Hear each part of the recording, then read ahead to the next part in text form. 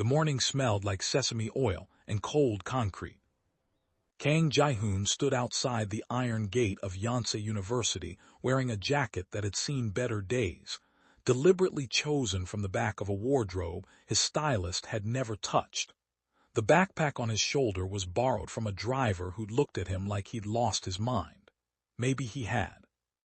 He adjusted the strap and watched students pour through the gate in clusters, laughing too loudly, coffee in hand, earphones in, entirely unbothered by the world. Nobody glancing up, nobody performing, just people being people, and he realized with a quiet ache that he hadn't witnessed that in years. His phone buzzed, he didn't look at it. Behind him, 30 meters back, a silver sedan idled near the curb. Inside, a man in a dark suit spoke quietly into an earpiece.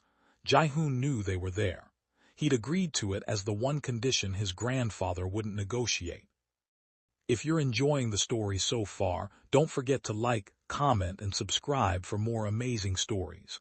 And trust me, you don't want to miss what happens next.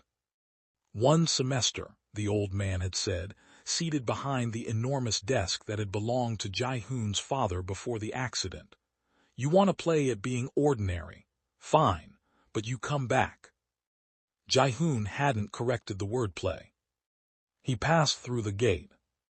The campus opened up around him, red brick buildings draped in ivy, narrow paths cutting between old trees, bulletin boards covered in overlapping posters for clubs nobody would fully commit to joining.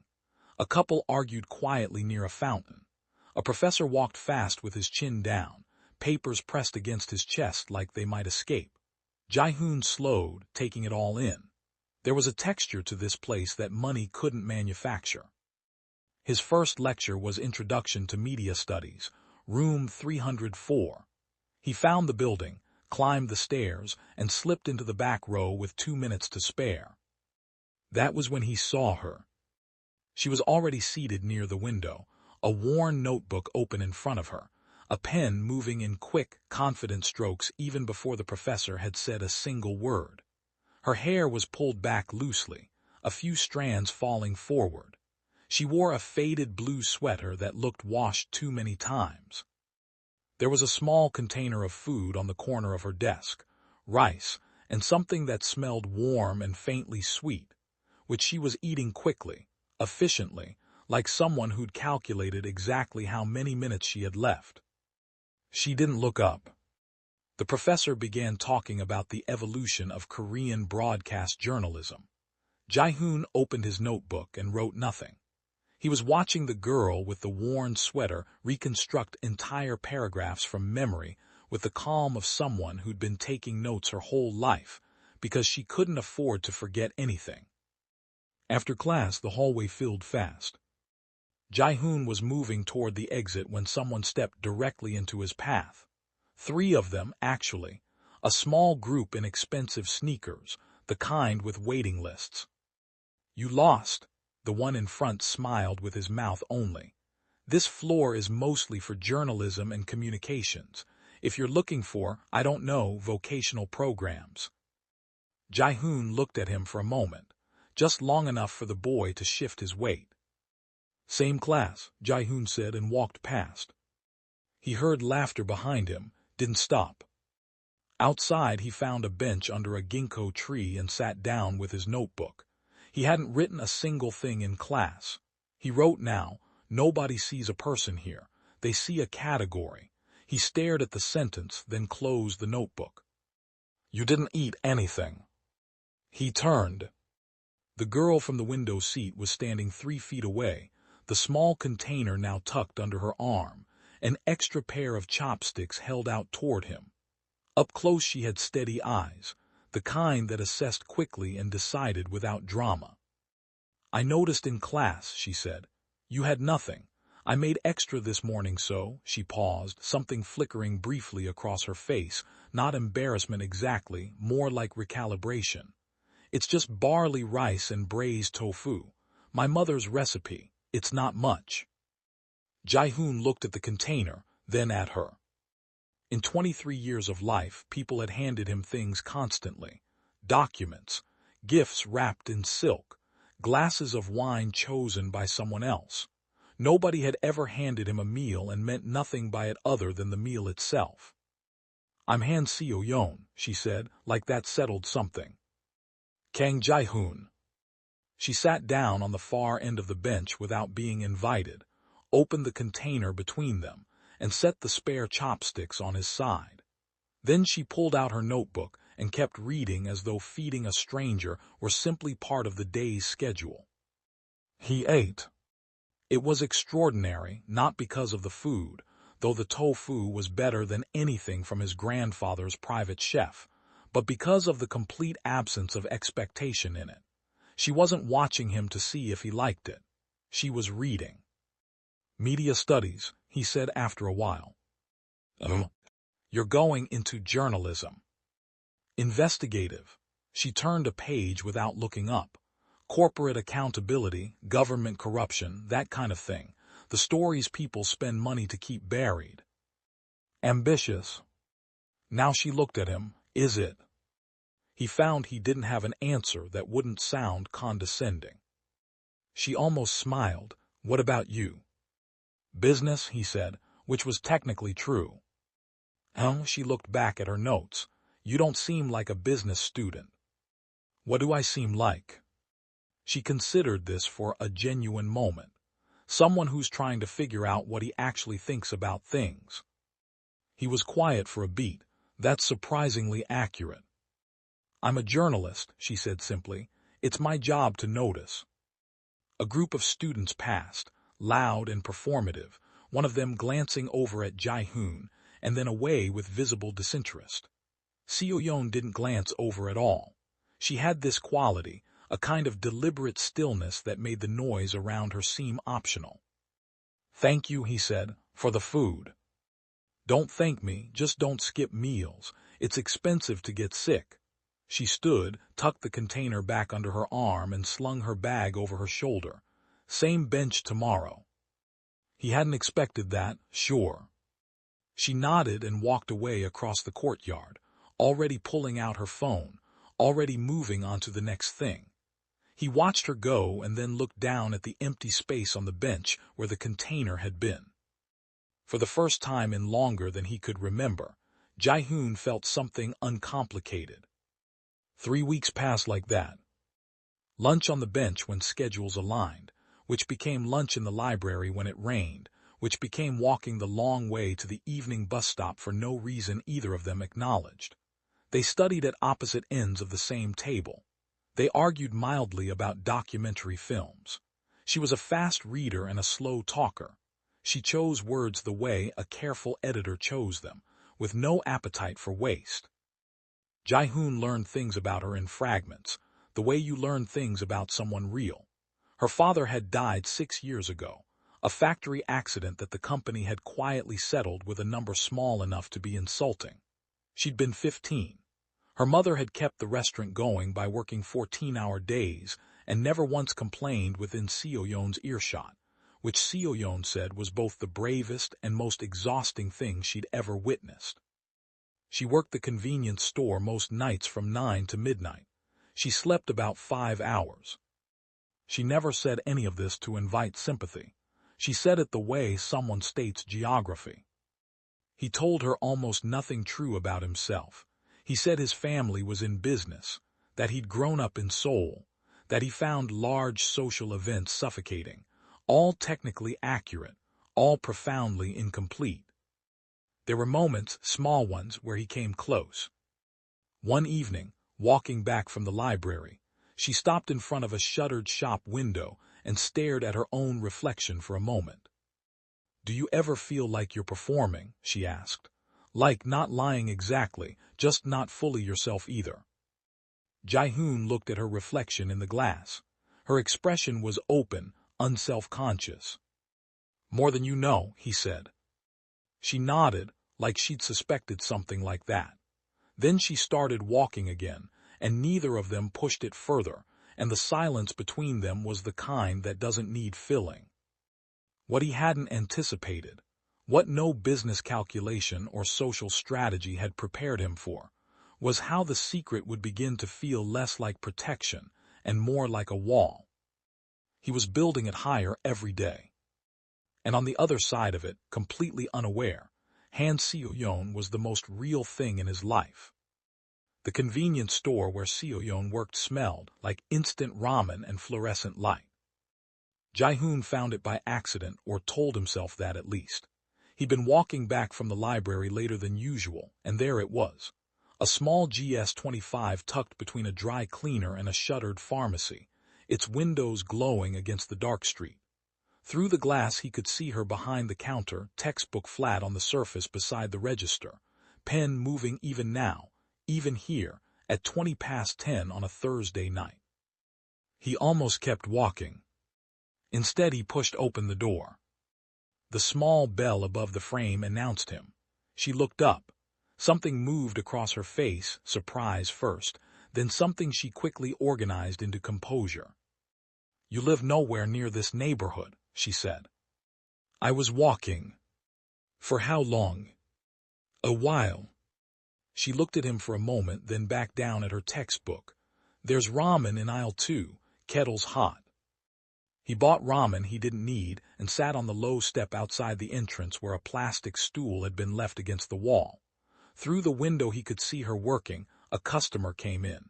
She smiled easily, made change, went back to her notes before the door finished closing behind them. She had this efficiency to her that wasn't coldness. It was just economy, someone who'd learned not to waste motion because there was never quite enough time. He ate the ramen. It was terrible. He ate all of it. At 11:30 she appeared in the doorway in her coat, bag over her shoulder, textbook already tucked inside. "You waited," she said. "I was still eating." She looked at the empty cup in his hand. "You've been done for a while." He had no answer to that. They walked to the bus stop together. The street was quiet, just the hiss of a distant car and the low hum of a convenience store sign somewhere behind them. The city at this hour felt like a different place, stripped of performance, just infrastructure and cold air. "My father used to wait outside my mother's restaurant after her late shifts," Seo-yeon said suddenly, not looking at him, just speaking into the dark ahead. "He'd sit on a crate outside the back entrance with a thermos of barley tea. She'd come out and pretend to be annoyed." A small pause. She wasn't, though. Ji-hoon said nothing. He understood this was not a story that required a response. "I used to think that was ordinary," she continued. "That all fathers did that, waited." She adjusted her bag strap. "Took me a long time to figure out how rare it actually was." Her bus appeared at the far end of the road, headlights sweeping around the curve. "Ji-hoon," she said. "Yeah." She turned and looked at him properly, the way she sometimes did when she was deciding whether to say something she'd already half decided to say. "Why are you so careful?" "What do you mean?" "You're thoughtful, you listen well, but you never," she paused, the bus was slowing. "You never let anything out, it's like you're always behind glass." The bus stopped, the doors folded open. He opened his mouth. She looked at him, waiting, not pushing, and for one genuine second he nearly said something real. "I'll see you tomorrow," he said instead. She held his gaze for a half-second longer, then nodded and stepped onto the bus. He watched the doors close, watched the bus pull away, stood there until its taillights disappeared around the bend. "Behind glass," she'd said. He took out his phone on the walk home. 12 missed calls, 3 from his grandfather's assistant, 2 from the company's head of legal. 1, near the bottom of the list, from a number he didn't recognize, which meant it had come through the private channel and was someone his grandfather's office had cleared. He called it back. "Mr. Kang." A woman's voice, clipped and professional. "This is Director Wu's office. We need to schedule a call regarding the Q3 board presentation. Your grandfather has requested your review of the executive compensation proposals before." "I'm a student," Ji-hoon said, "for 12 more weeks." A pause, "Sir, the board." 12 weeks, he hung up. He stood on the empty street for a moment, phone in hand, the city breathing quietly around him. Somewhere above him a window lit up. Someone moving through their kitchen, a small figure backlit in warm yellow. An ordinary life, just visible for a second before the light went out. He started walking again. The campus had its own social ecosystem, and Ji-hoon had been observing it with the detached interest of someone who'd grown up watching much larger power structures operate. The hierarchies here were smaller but no less serious, built on wealth, visibility, and the ability to make others feel they needed permission to exist. Choi Min-ah operated at the top of it. He'd noticed her in the second week, hard not to, given that she arrived to every lecture like the room had been waiting for her, which it had in the sense that people rearranged themselves slightly whenever she entered. She wore clothes that were expensive in a particular way, the kind of expense that communicated exactly how little thought had gone into it. Her laugh was calibrated. Her kindness, when it appeared, came with a faint expiration date. She'd barely registered Ji-hoon. He was in old clothes with no visible social network. She looked at him once in media studies and looked away with the focused neutrality of someone who decided something wasn't worth deciding about. Which was fine. He had no interest in her world. But Seo-yeon was in her orbit, peripherally, against her will, in the way that kind people sometimes attract the attention of calculating ones. He first saw it on a Wednesday. He'd arrived at their bench early, and was waiting when he heard voices on the path that curved behind the ginkgo trees. Didn't realize the cafeteria had a charity section, Min-ah's voice, light and bright, designed to land on anyone nearby. Homemade lunch again, Han Seo-yeon. That's so rustic. A beat of silence. My mother's a chef, Seo-yeon said. Her voice was even, practiced even. A chef. The word repeated with faint, precise mockery. Right. Anyway, the study group is meeting in the media lab tonight, but we thought, given the equipment costs, a pause heavy with implication, it might be more comfortable for everyone if we kept it to people who can actually access the software licenses. Ji-hoon was on his feet before he decided to stand. He came around the tree line and looked directly at Min-ah with an expression he'd inherited from years of watching his grandfather silence rooms. It wasn't anger. It was stillness, the particular stillness of someone who doesn't need volume. Min-ah blinked. The software license issue, he said. I can cover it for anyone who needs it. He looked at her steadily. Was there anything else? Min-ah looked at him, then at Seo-yeon. Then back at him, recalibrating rapidly, her social antennae picking up something that didn't compute. No, she said finally, the brightness in her voice thinned by about 20%. No, that's fine. She turned and walked away with 3 of her group trailing behind her like they were attached by invisible string. Seo-yeon waited until they'd rounded the corner. You didn't have to do that, she said. I know. I handle her fine on my own. I know that too. He sat back down on the bench. I just didn't want to. She looked at him for a moment. Then she sat beside him, closer than usual, just marginally, the kind of shift a person makes without deciding to. She opened the lunch container, set his portion beside him, and neither of them said anything about what had just happened, but the silence had a different quality to it now. Warmer. Like a room where a window has been closed against the cold. Weeks became a kind of rhythm. And somewhere inside that rhythm, without either of them nomming it, something was building. Ji-hoon knew what it was. He knew with a precision that surprised him, because he was not a person accustomed to feeling things he couldn't manage. He recognized the way he angled toward her in conversation, the way a message from her cut through whatever else was happening. The way he had begun to measure days by whether he'd seen her. He also knew with equal precision that the longer he waited, the worse the reckoning would be. But not yet, not yet. Because here, on this bench, under this particular tree, with the wind moving through the ginkgo leaves and her pen scratching quietly across her notebook, he was just a person sitting beside another person. And for a few weeks more, he intended to protect that. If you want to see what happens next, like, comment, and subscribe for part 2.